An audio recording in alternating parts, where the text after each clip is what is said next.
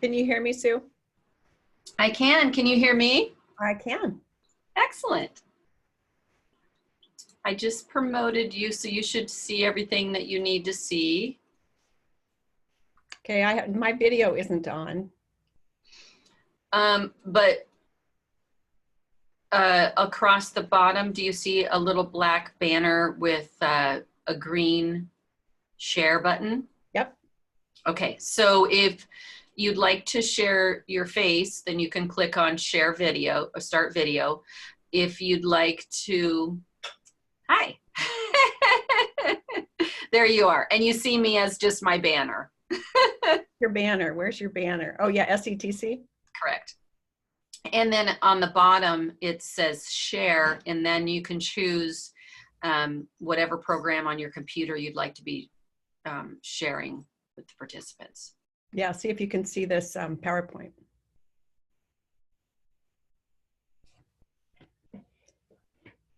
No, let's see, can you see it?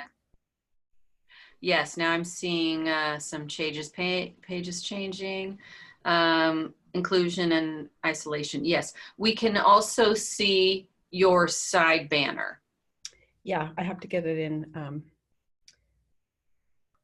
Let's see. Nope. There you go. Well, that'll work. Yeah, it's attractive. But it doesn't show my notes at the bottom. For yourself? Yeah. Myself this way. Mm-hmm. That's true. How do I do that instead? I think you probably have to go back to the one that you were in, but then they would be able to see it as well. Huh. Seems like you should be able to.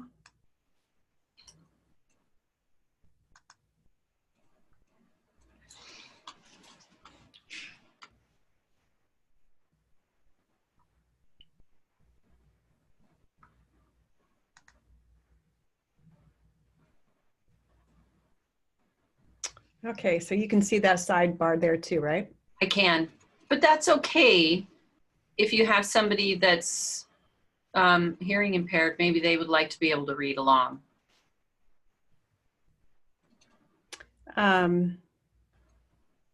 Yeah, but it's repeating. It's actually not my notes. It's repeating what's in the slide, actually. Oh, darn. So I've never seen that before. May not be helpful for you. How do I hide that?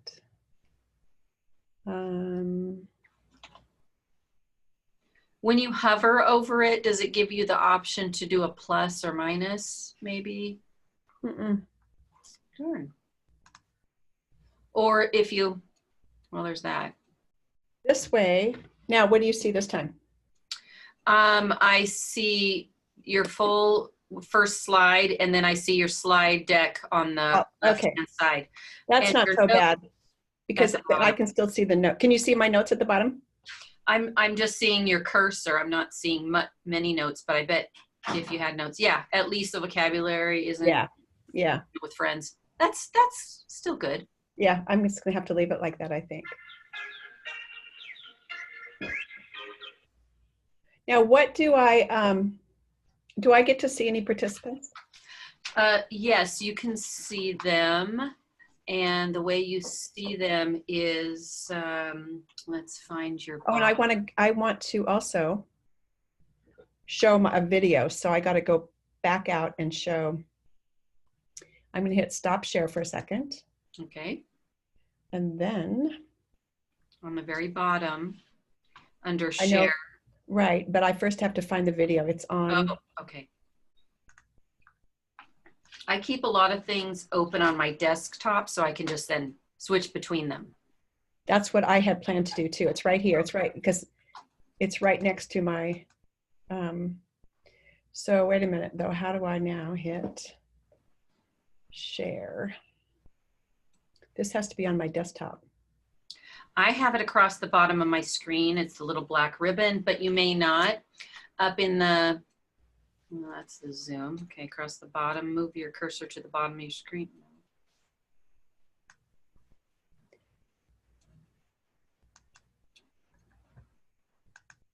Maybe move your cursor to the sides. It might pull out from one of your sides.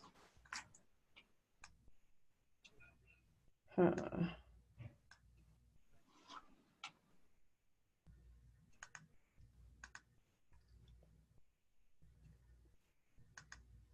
Let me start video and then see what mine does.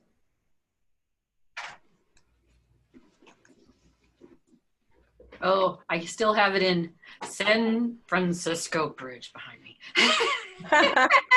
Okay, so I don't know. I've got, let me go back to. What is your screen showing? Did you fill up your whole screen with your video or something? No. Right now, I have lost my Zoom. Oh, no. That's not what I want. I want Zoom. Nope. I have post Zoom. That's weird. That can't be right because. Okay, so what I've got is in my top right-hand corner, it says gallery view. And then. Yeah, that's what I don't have any.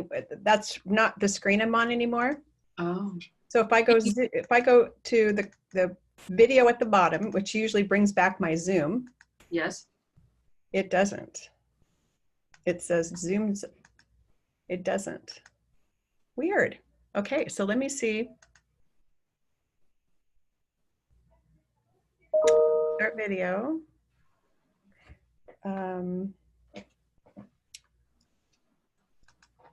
Yeah, I'm on gallery view now. I'm back. Okay, cool. So and then across the bottom, can you see the black banner that gives you options? Yeah, share. So let's see if I can share now. Can you see that now? Yes, I can. Okay. Welcome, 5 more minutes. Yeah. And then still 5 minutes or less that support the teaching. Perfect. So that's going to play nicely for you. Now, also on the bottom of the screen is next to share, 2 to the right, to the left of that is the participant list. Yeah. So you can click on that. And when you click on that, then the first thing it's going to show you is the panelists. There's 2 of us, you and I. And then if you click on attendees, there's 6 people on right now with us. Great. Okay. And all 6 of these people can hear us. Awesome. Hi, you guys. Now I'm going to have to get this PowerPoint up again. So let's go share.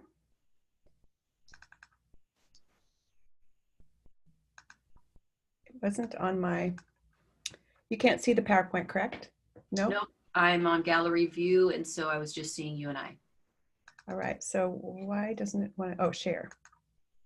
There we go. Now I'm seeing your PowerPoint. Very good. Okay. And now what everybody else will be seeing probably is your PowerPoint and maybe a small caption picture of you in one of the corners. Right. And so that would be perfect. Now, do you want to allow all of your people to talk? Yes, I do. Okay.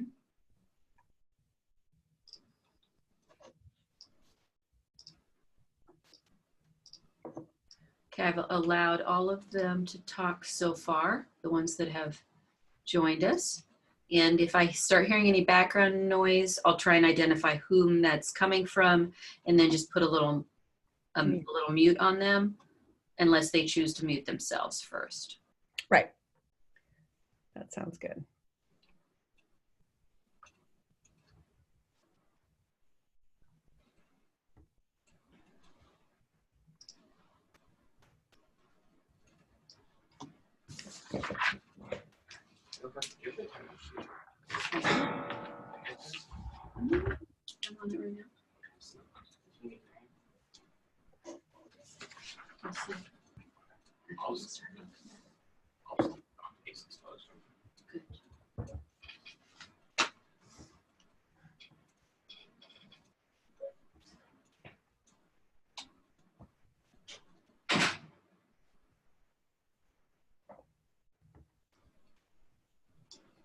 How many participants are signed up, do you know? We had 36 as of this morning, which is fabulous. We have 7 that are actually signed up online at the moment. So we're hoping that maybe somebody is with a coworker, and we'll ask that question shortly.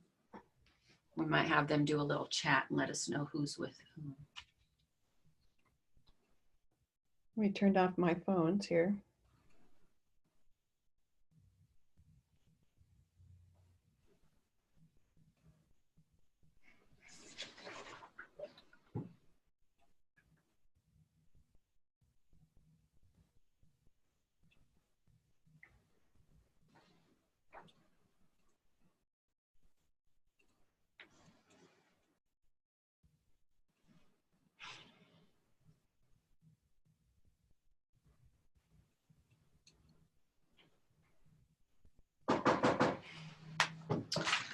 Pardon me for a moment.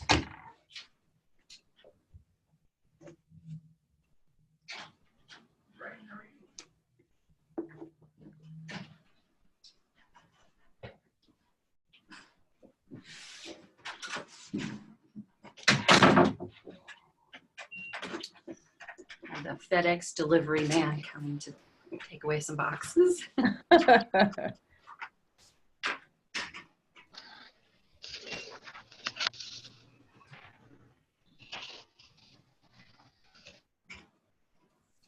Carol. Uh-huh. How are you, Carol? I am well. Oh, there's Chris. Hi, Chris. Here I am. How fun. Well, I decided I'd come and listen to your great comments. Fun. I hope you have some to share to add to it. Maybe. I just spent the morning with the group that's planning BizTown, so that was Oh, you fun. did? Yeah. That's exciting. Yeah, it was good. I got to look at some of the curriculum they're using and talk through some things with them. So it was fun. Seems to get busier or bigger and bigger by the minute. Yeah, there's a lot of kids coming. Whew. Yeah. And other states. Yeah, that's exciting. Yeah, it is.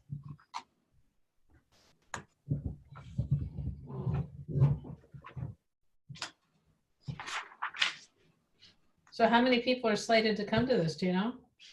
36, Sue said. Oh, cool. Yeah.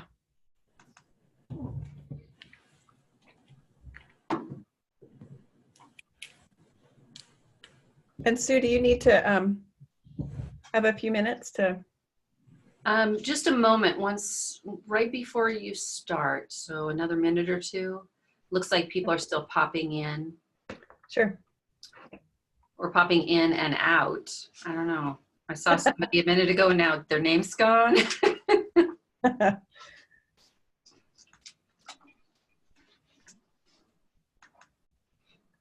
I am recording this event so that we have the option to share it later. Okay.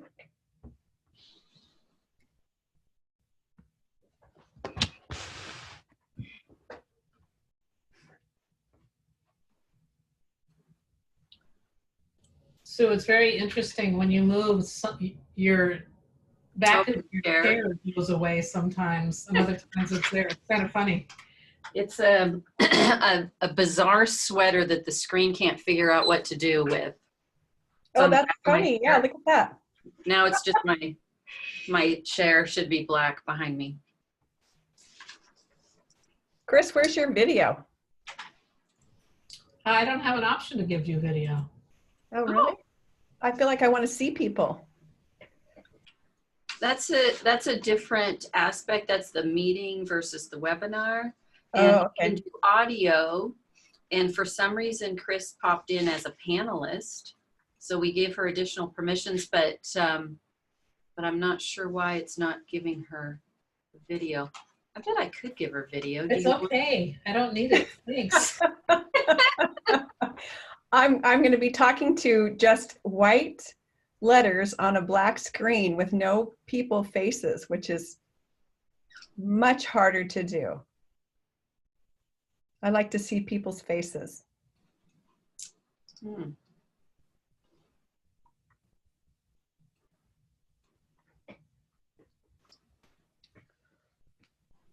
I think he does at home. I wouldn't be surprised.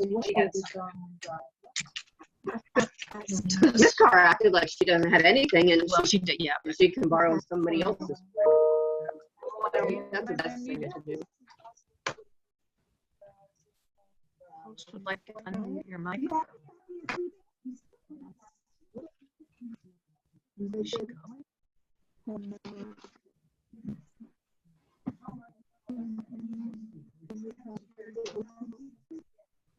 What is that?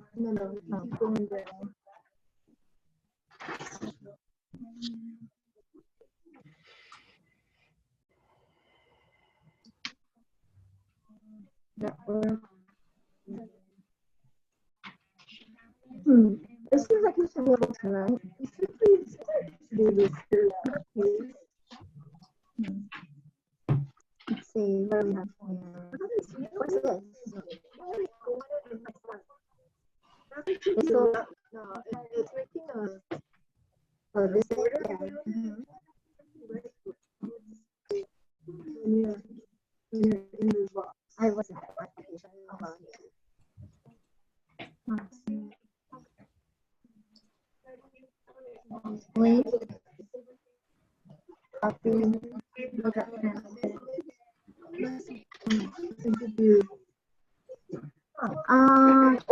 oh, wait a minute. How about copy? Let's see. No, copy link paragraph. No. I guess I'll just have to copy. Oh, yeah. Beth, can you hear me? I can. I'm getting a little feedback, and I think that it might be yours, but I'm not positive. Want me to mute mine? Can you try that real quick? Okay. Thank you.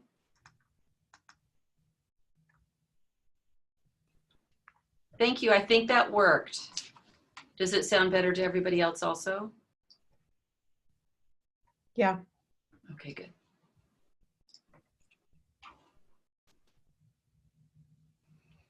Okay, well, we're past 3:30, so we should probably get rolling.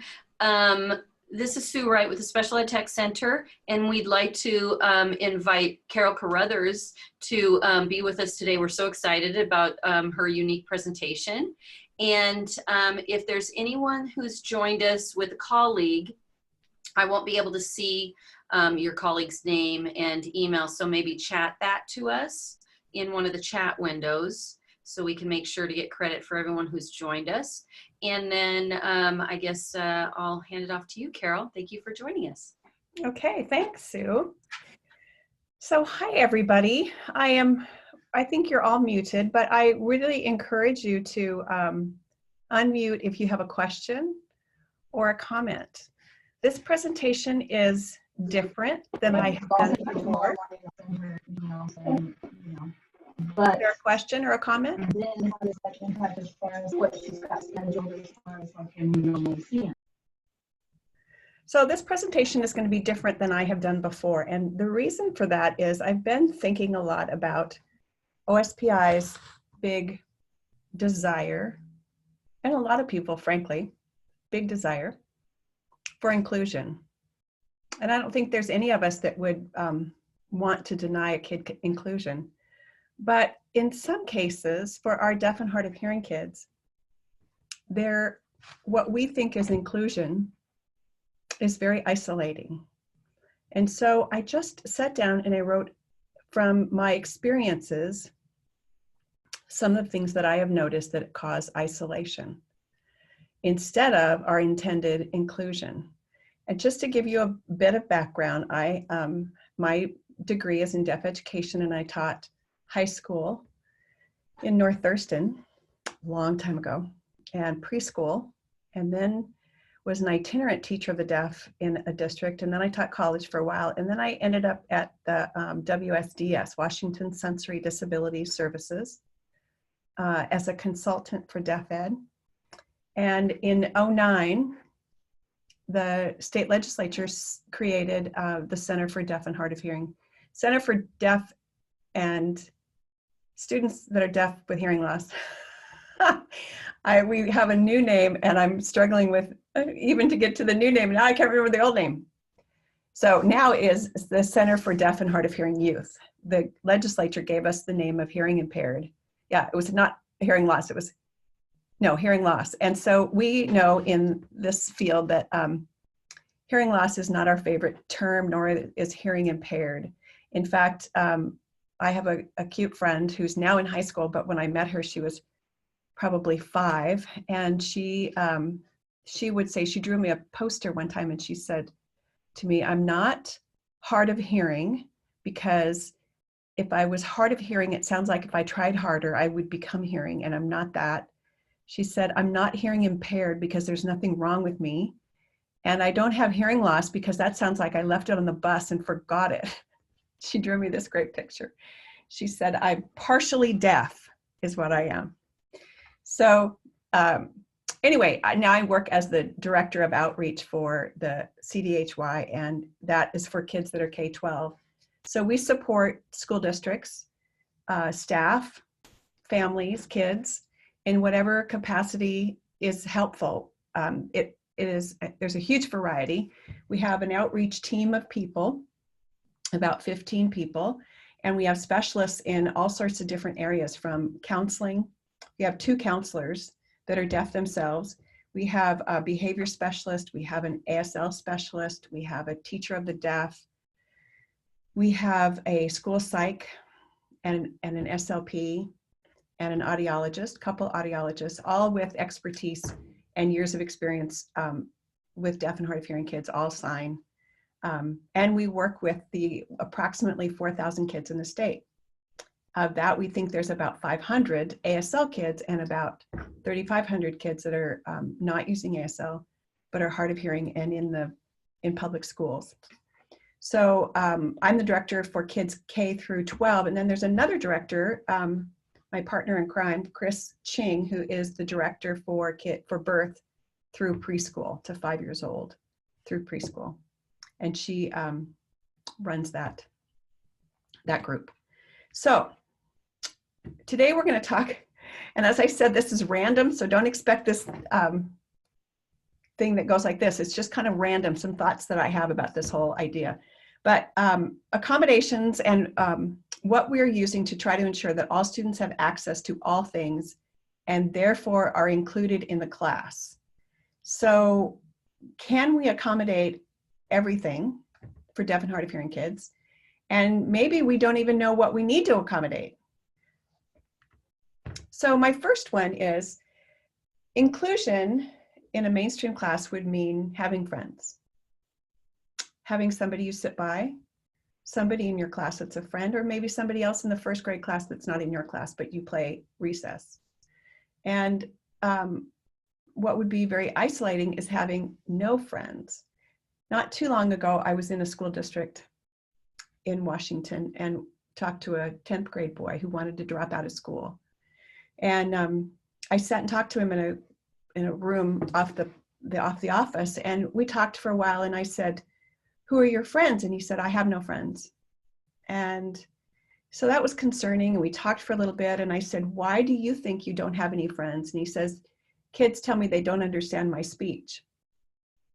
And I said, "That's odd, because I understand very well your speech." And it was clear to me.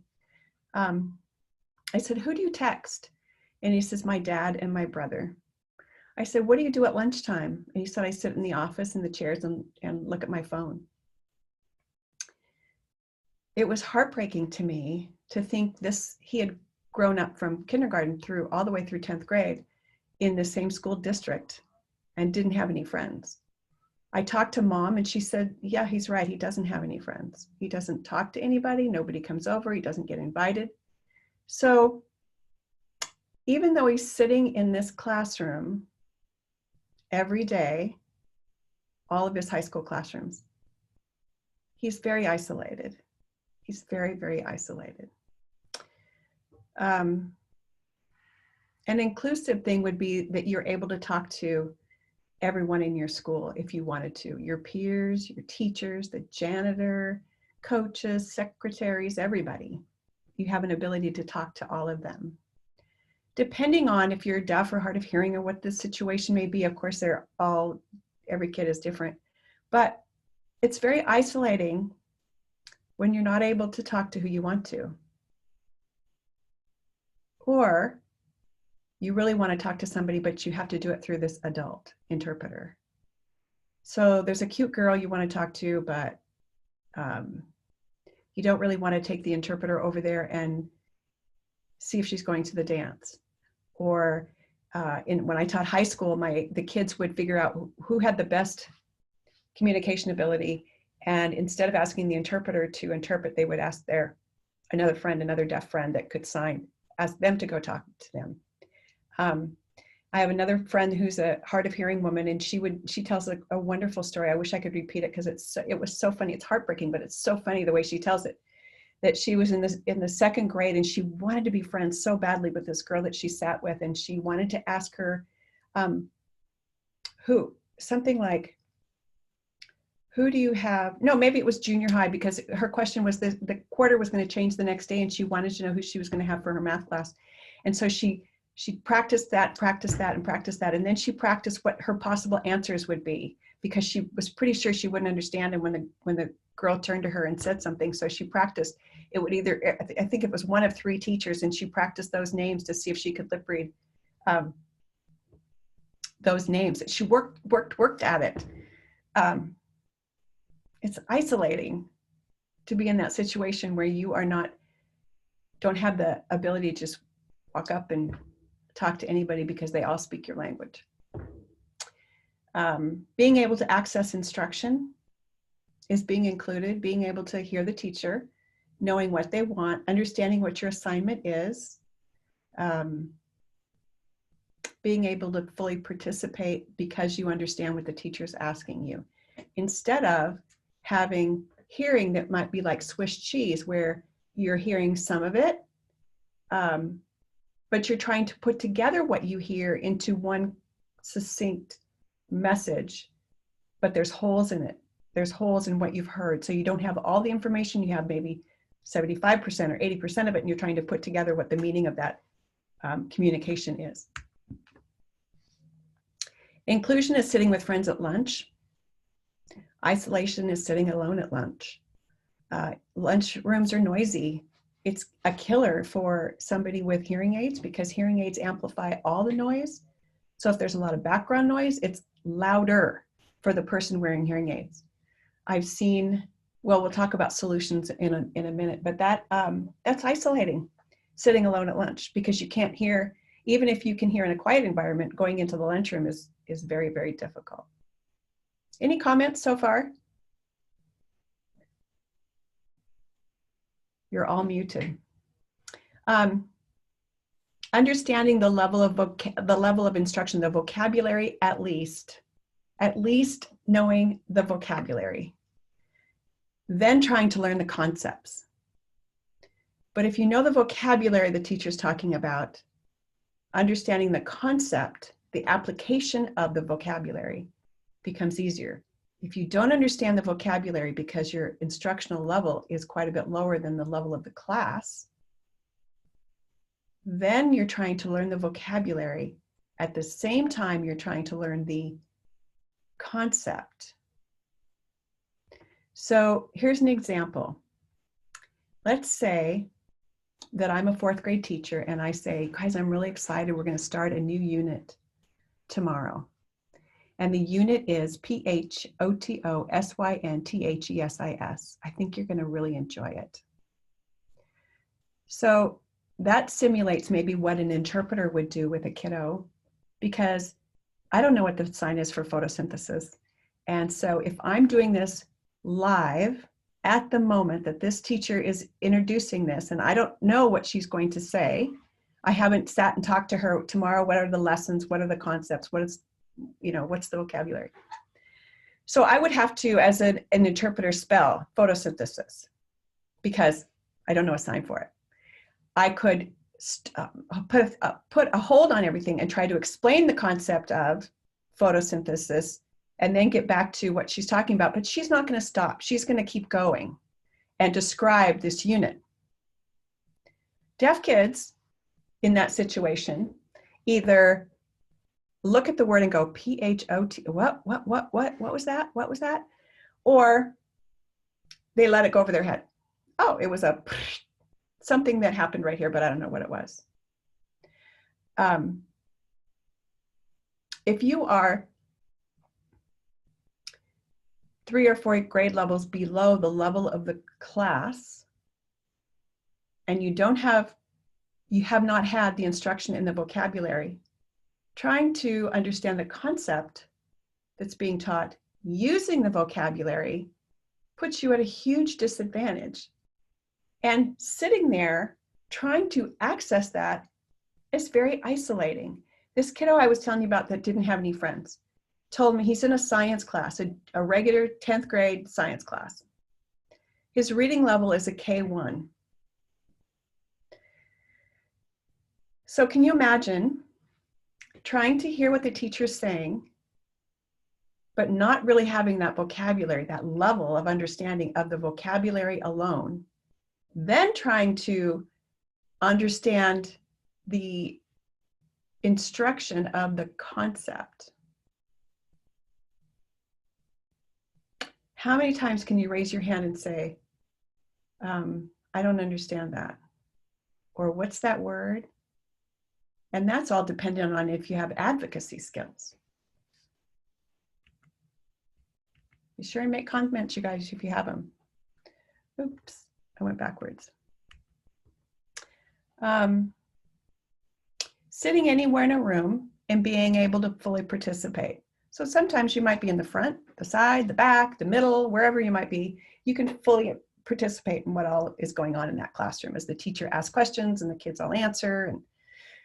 But for a deaf kid or a hard of hearing kid, sitting in the front and center and having the whole class behind you means that something is said and you may have the hearing to know that it was said. So you turn around in order to try and see or lip read what was said, but by then the person is done saying whatever they were going to say and you've missed it. The only chance you have is if the teacher repeats what was said behind your back because you've missed it.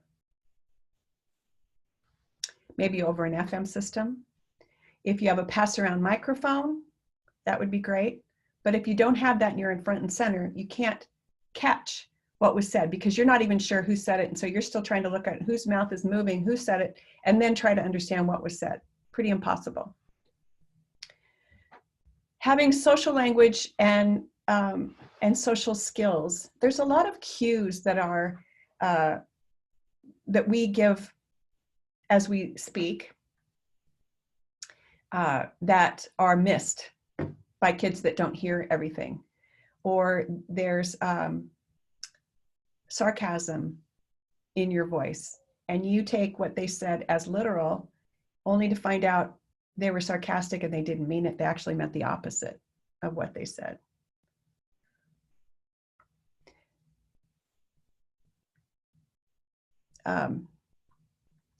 Sometimes if you have confidence in your ability to understand something, it's easy to say, what are you talking about? I don't understand what you're talking about.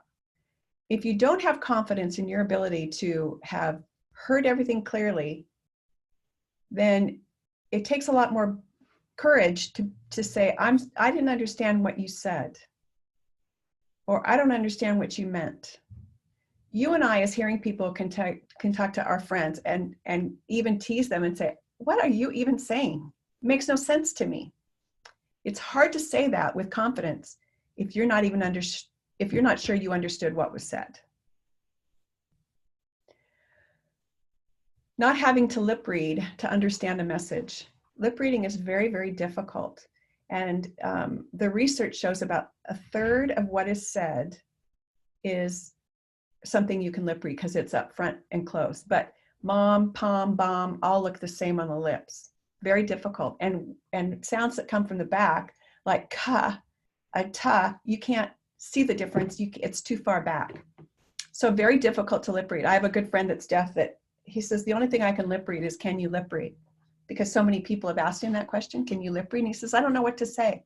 If I say no, they'll know I just lip read what they asked me. If I say yes, then they start talking and I don't know what they say after that. People turn their heads while they're talking. They have long mustaches. They have lipstick on or piercings and things that make it difficult to lip read. try sometime watching the news, turn down the volume on the news and just watch. And it's very, very difficult. If you know the context, it's easier. And it's easier if it's, hi, how are you on Monday? How was your weekend? Because it's Monday, you can guess what it is that person is trying to say. But if it's, all right, you guys, now we're going to talk about photosynthesis. And this is, you don't know those words. You've never seen those words. I went in to see a student one time that was, he spoke Spanish and English and signed. The interpreter that was with him said to me he would really rather lip read than for her to sign. And knowing his reading level was very low, I said, well, he can only lip read words that he knows, right? That's all he can lip read is words that he knows. He can't lip read words that he doesn't know. So I played a little game with him and I sat down, I said, okay, we're gonna play a game. I'm gonna say a sentence and you're gonna tell me what I say. You're gonna lip read it and tell me what I say, write it down. And then you're gonna do it for me. So we'd go back and forth. So I said something like, today is Friday. Excuse me. I like Fridays. It's pretty outside today, things like that. And he'd look at me and he didn't get one word, not one word. So I showed it to her. I said, he's not lip reading and he's not, he's either fooling you so that you don't sign. This particular person didn't have real skills in signing, so it might be that he didn't understand her signs anyway, so he'd rather have to attempt to lip read. I don't really know what he was trying to do, but people misunderstand lip reading a lot. It's very difficult to lip read and to be accurate. That's not to say that I have friends that are amazing at it, very good at it.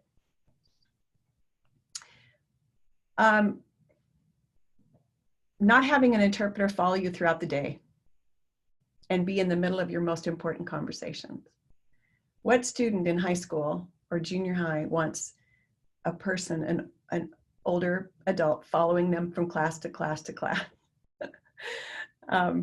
And again, like I said earlier, having to be in the conversations that you don't really want a third person to be involved in. Another one is everyone in the room can hear the conversation between the teacher and the student's in big trouble. So everybody can hear this. It's the thing that's going on in this classroom. But the interpreter chooses not to sign the conversation across the room because either the student's head is down or they're busy, they're working or something, which is totally legitimate. But what happens then? What happens when this whole thing is played out and you're unaware? Are you included in the dynamics of the classroom or are you isolated from it? Then you go to recess and people are talking about something that just went on and a boy had to go or a girl had to go to the office, had to go see the principal. Why? What happened? You're isolated from knowing what's going on.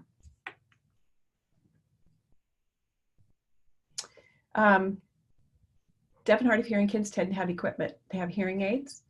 Often they have boots that fit on the hearing aids, and that's a wireless connection with a microphone that the teacher has, or there's a sound amplification system in the classroom, maybe on the ceiling. Teacher's wearing a microphone, so student has to go up and get the equipment at the end of class or give the equipment to the teacher at the beginning of the next class. That can be hard on kids. They don't want people or kids to know that they have this equipment, this need, so they often forget it, quote unquote. They say they've forgotten it, they left it when it was charging overnight, or they start the class and the teacher says, I need the microphone. Where's the microphone? And call attention to the fact that they have to have a microphone. All those kinds of things are embarrassing not for every child, but for many that I've visited with. They don't like that. They don't want to be called out like that and to have the teacher make an announcement that they need the microphone or that they need to turn it on and things like that. Understanding the announcements made over the classroom PA system and deciding to join the chess club that meets that afternoon after school. This happened with a fourth grader, I think he was, fifth grader. I sat down with him and the announcements came over the PA and I asked him if he could hear the announcement. He said, no, I never hear the announcements. I don't know what they're saying. And I said, well, they're talking about chess. Do you know what chess is? And he said, no, I don't know that. And I said, it's a board game. And there's a club after school. And he said, what's a club? So I explained it to him, but he has the right to know what those announcements are and to understand the vocabulary that's involved in that. There's a lot of vocabulary that we need to teach these kids that don't hear well enough because they don't pick it up automatically, like from the radio, from TV, from parents talking, from siblings talking, from peers talking. So they miss out on a lot of vocabulary, and we have to make sure that we give them as much as absolutely possible. So schools need to do something different about the PA. Either it's announced, sometimes I've seen it signed, their little TV, and the interpreter will sign it, or at least they're given a piece of paper. But the piece of paper still is, it's important for somebody to go over, what does this mean? Chess, what kind of game is that? Show them a picture of chess. Do you want to learn how to play it? It's really fun. I don't know how to play chess, but both my boys love it and tell me how great it is. I've never learned to play.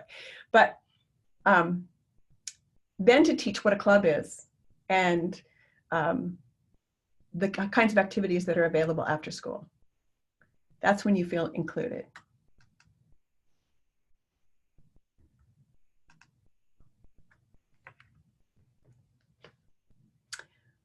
Being able to look down at your paper while listening to the teacher. But for our kids, looking down and not knowing what the teacher has said, or sometimes even that the teacher is even talking, not even knowing. You're involved in what you're doing and this teacher starts talking. If there's an interpreter, most often they will make sure tapping you on the shoulder that it's time to look up now, but other kids may not know. For other kids, getting to go to the office and call your mom because you left your lunch or because you don't feel very well. But in this case, going to the office and having to ask somebody else to call your mom because there's no video phone in the office. All schools can get a free video phone to have in the office, just like the other phone. And so any kid that uses ASL can go down and use the video phone to call mom, tell them that they don't feel good, come get them. Questions or comments?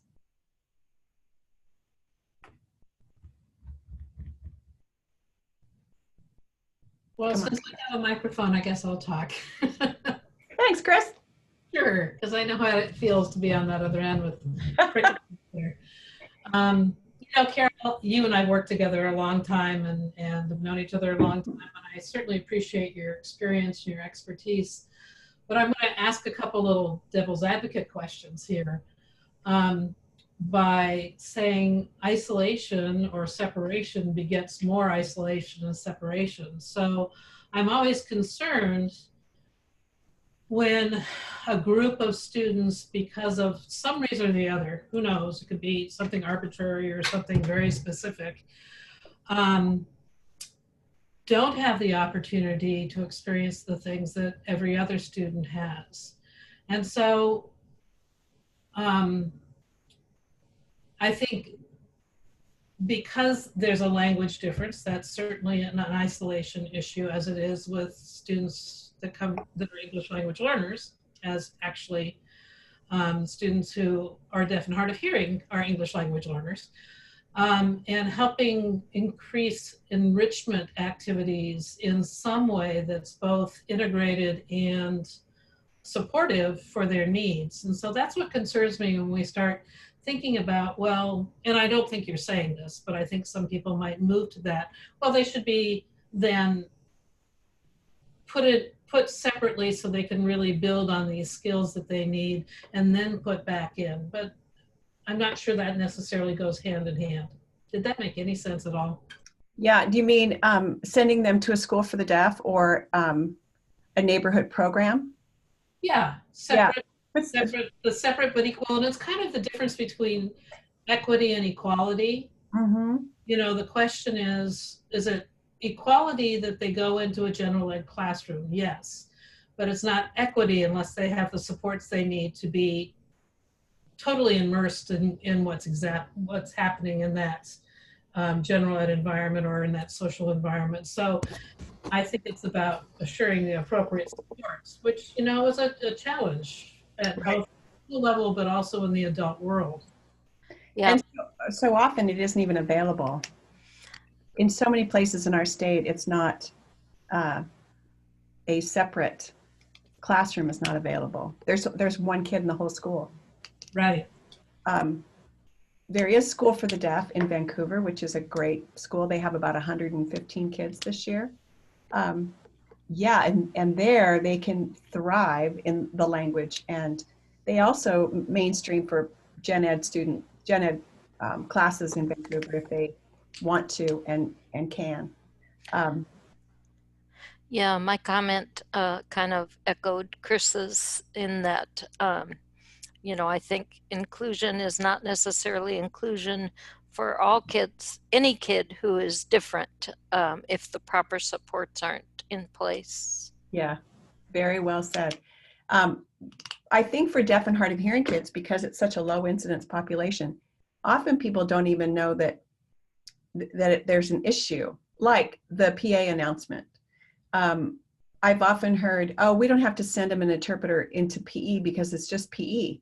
Well, PE has a lot of vocabulary. If they're teaching any game, that's vocabulary that kids need to have. They need to have that vocabulary, or they don't need an interpreter here because it's really independent work. Well, there's going to be things said in the environment that those kids need, as well as every other kid. They all have to be. So I guess really my point I'm trying to say is I'm trying to point out some of the things that people aren't always aware of. Like this one, I often will hear a teacher say to an interpreter, oh, your student, would you take your student and go over here and work on such and such?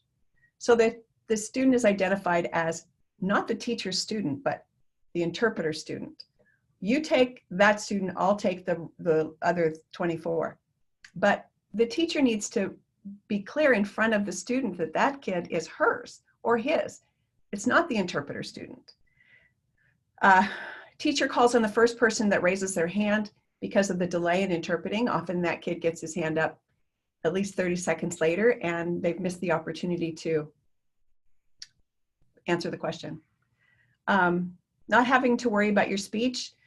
This happens frequently, that kids will tell me that their mom and their speech teacher tells them their speech is very, very good, but then they find out from peers that they don't understand them, or they go to McDonald's and order a hamburger and the person doesn't understand them. And then they lose some of their confidence in their ability to address people or in the situations that they come in contact with.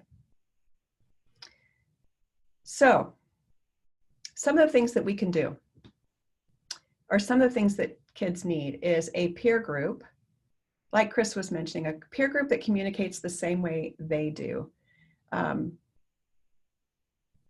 if they use ASL, or a peer group if they have hearing aids or cochlear implants or FM systems, a peer group that uses the same equipment, someplace where they can look and see, oh, I'm not the only one. I'm not the only one. These kids are just like me. I have my peeps, my group, my tribe.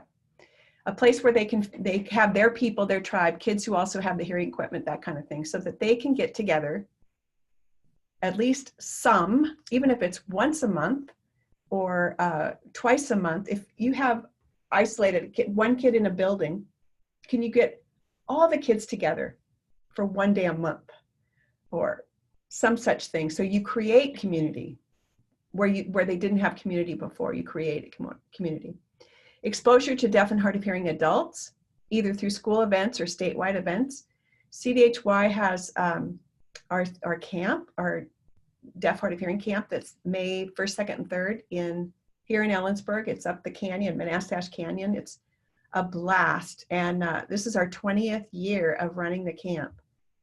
Kids love that camp. They start packing in January, parents will tell me, because because of the kids that are so isolated. That's where they get to go, oh man, There's lots of kids just like me. Last year, there was a dad, we had a parent group, and it's a low incidence population. So one parent may never have met another parent that has a kid that's deaf or has gone through the same kinds of things that they've gone through. And one dad said, in my parent group, he was talking to another dad that was there. And he said, do you remember about 8 years ago, we were here at family camp, and it was a time when we did a dad's group and a mom's group. And he said, I remember in that men's group, dad's group, I said, you know what?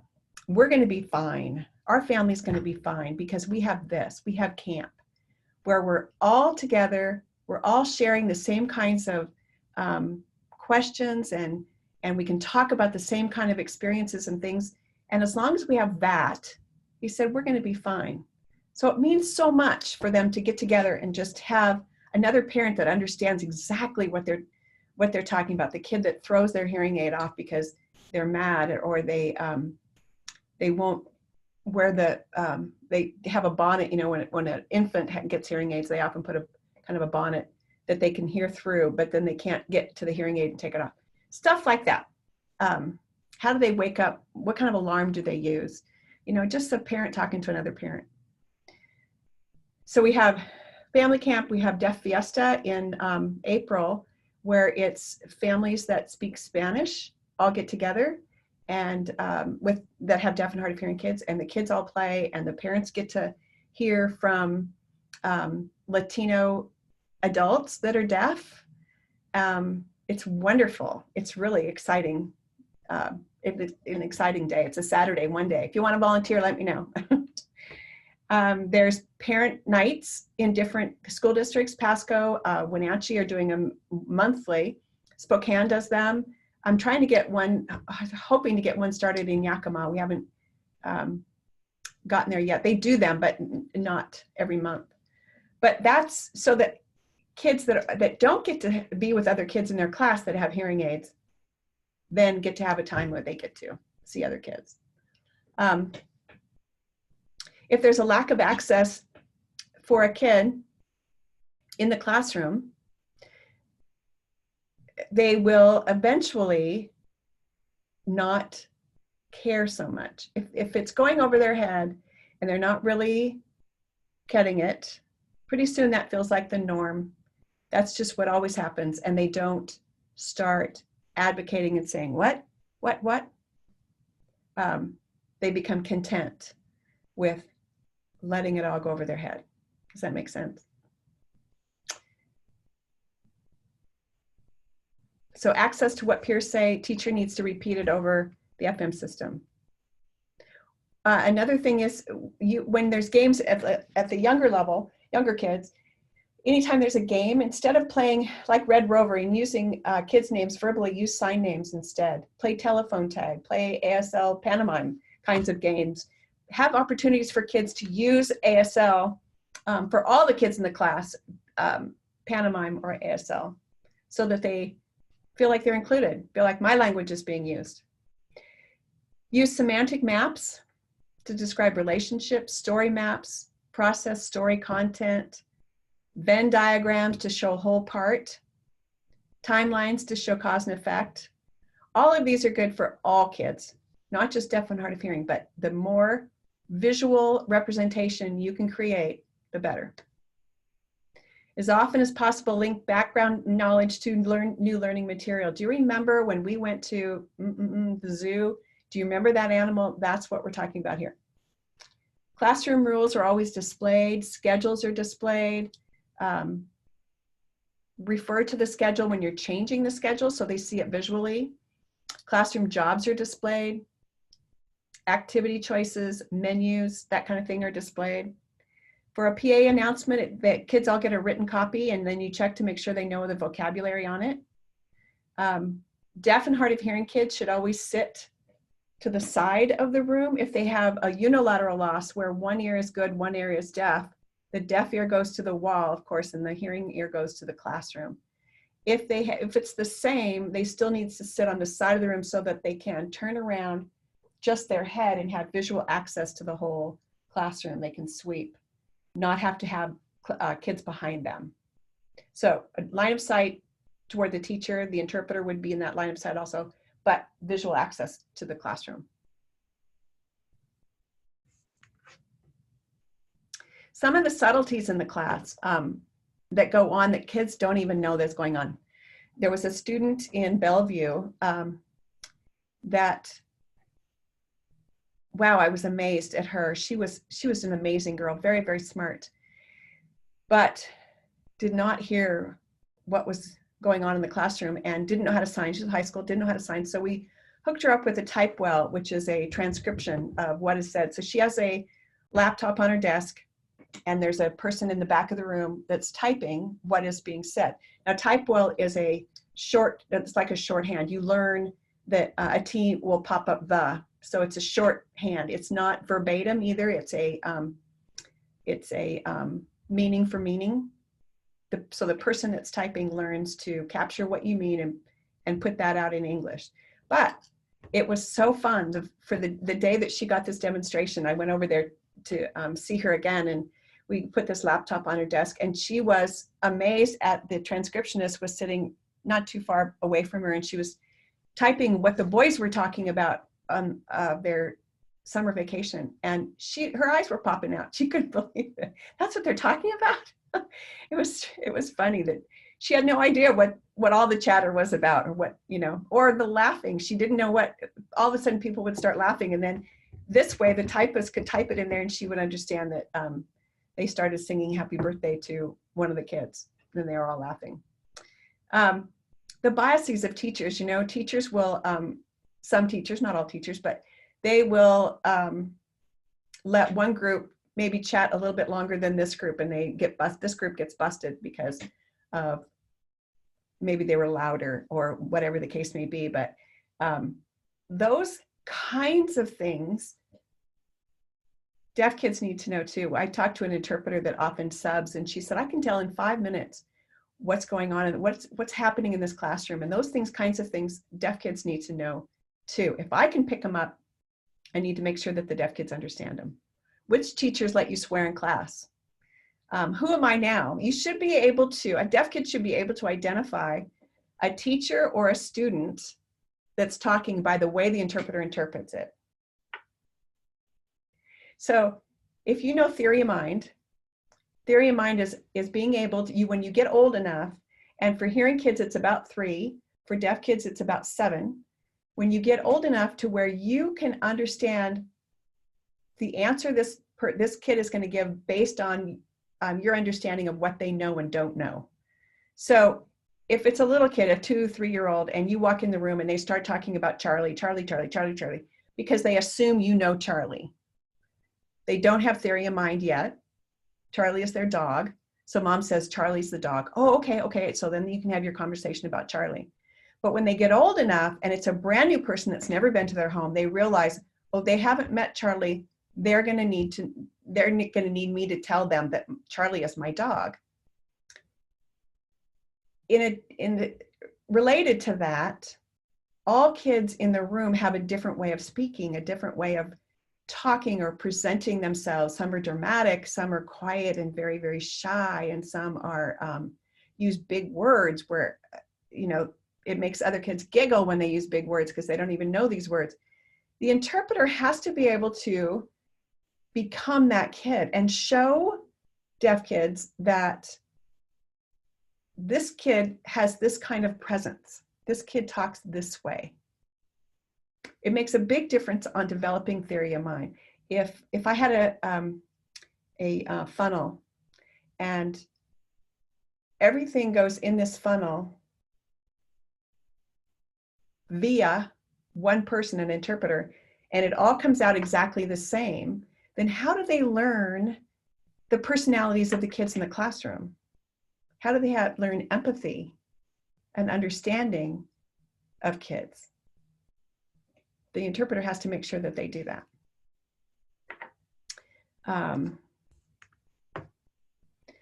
So what have you thoughts about what you've done to make sure that deaf kids are part of your classes? Anybody? Can you all? Maybe you can't even. Maybe Chris is the only one with the microphone. I don't know. If you open the chat, you can see what people have been talking about. Oh, thank you. Goodness gracious. Okay, let's see. I think I have to stop share to get the chat.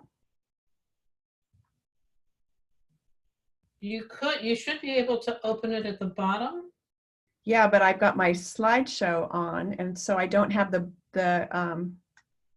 Hover over the bottom, it might pop up. I don't have the bottom of the banner like you do on a Okay. chat. There we go. Then I think you can reshare once you have the chat open. Yeah. I'm going to attempt to show a short video. This is Shelley Moore. I don't know if you all have or know her. She's from British Columbia. She does an Inclusion 2.0, very much along the lines of universal design for learning, and I loved it. And I just thought it's real short, 4 minutes, and I thought it would be fun for you to be able to watch it. However, can you see that yet? No, you're not sharing your screen. Okay, hold on just a second.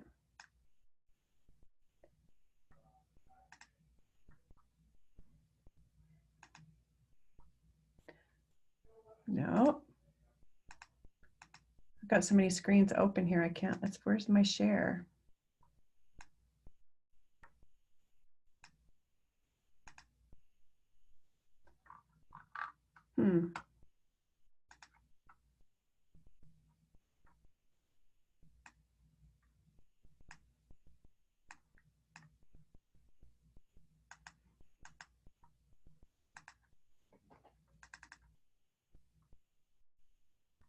Can you see that yet? Yep, there it is. Here it is, over here. Of all students. I'm your host, Shelley Moore. Today's topic is Inclusion 2.0.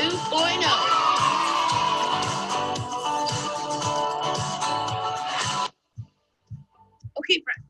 You remember the evolution of inclusion? Did you think it was finished? Oh, no, no, no. Let me tell you, because we have only just begun. We are in the middle of another evolution. Now, if you remember, inclusion aims to include kids with disabilities into our classrooms by emphasizing how these placements can be meaningful and purposeful. This is still very much a goal, but there's a big tension that is still making this inclusive shift difficult for many students, teachers, and schools. You see, many of these classrooms are still operating in a standardized curricular model, where the goal is to teach to the green. In this approach, teaching is aimed to reach the majority of students through one average approach, the green way, and then we try and do something different for students who need more support, but often it's after the fact. This retrofit approach makes the workload of teachers very high, especially when there could very easily be more than just one student who needs this type of accommodation to their curriculum. And I get it.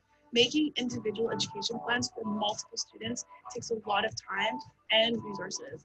So it makes perfect sense that as teachers, we would advocate for our workload by trying to reduce or limit the number of students who need this individualization. What has ended up happening is that it's put teachers in a very awkward position trying to advocate for both inclusion and manage the workloads. And it's putting kids right in the middle of this debate. Is there another way that we could look at inclusion to better handle and understand this dilemma? I had a grad student tell me once, she said, Shelley, the problem with all of these conceptual diagrams is that the one thing that they have in common is the assumption that the majority of our kids are already green. But it's just no longer the case. And she's totally right. You don't need me to tell you that our classrooms are getting more diverse, not less. We are realizing that it's not just kids with disabilities who are different or need more support. We are running out of funding, resources, supports, and people to continue to operate in this standardized retrofit model of curriculum. So there are two ways we can try and respond to this dilemma. We can continue to try and manipulate the classroom composition, which just doesn't make sense. Or we might consider that maybe the goal of classroom composition is to no longer be homogeneous. This is Inclusion 2.0, teaching to diversity. The goal is not about including a couple kids who are different, but instead it's teaching to the difference. It is a beautiful way of being able to respond to all of our kids in classrooms where difference is no longer a burden of workload, but instead it's a celebration of strength. Now, we haven't always been able to make this shift. It is only recently that our curricular model has allowed for this kind of responsibility and flexibility. In British Columbia and many places in the world, we are shifting away from standardization and towards a standards-based curriculum. In this type of model, all students fall on a continuum of growth rather than being compared to an average or a single marker of proficiency. It is a shift to be celebrated. Free yourself the burden of standardization, British Columbia. I have a vision of non-standardization world domination. Spread the word. Tell your friends. So there you have it, my friends. The evolution of inclusion love has led us to teaching to diversity. The most important thing to remember is that teaching diversity is not more work, but it is different. Which leads to my question and call to action for you. Advocating for resources, funding, and inclusive supports is still a critical part of this journey. But looking at inclusion in this new way might start changing our conversations a bit about how to better support teachers and students in these diverse classrooms. So if you are in charge of ensuring the most support for the most diversity, what would this look like for you in your classroom, school, district, or even community? Don't forget to take a look at the website to check out supplemental resources, readings, and research. See you next time.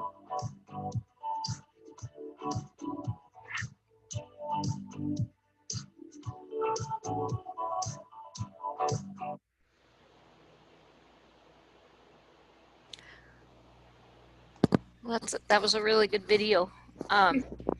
She has a lot. I look forward to exploring some of that. It made me think that I forgot what it made me think. Oh, it made me think that I think one of the challenges is that as special educators, we in the past have led people to think that we were the ones who knew how to meet the needs of kids who were different. And so often teachers don't own that student in their heart and their mind.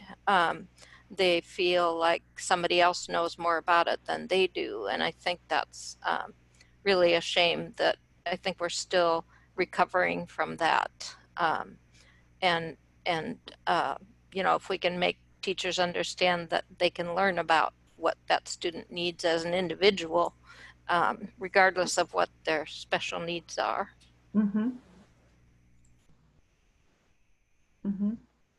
Good. Anybody else have a comment? I can now see the chat.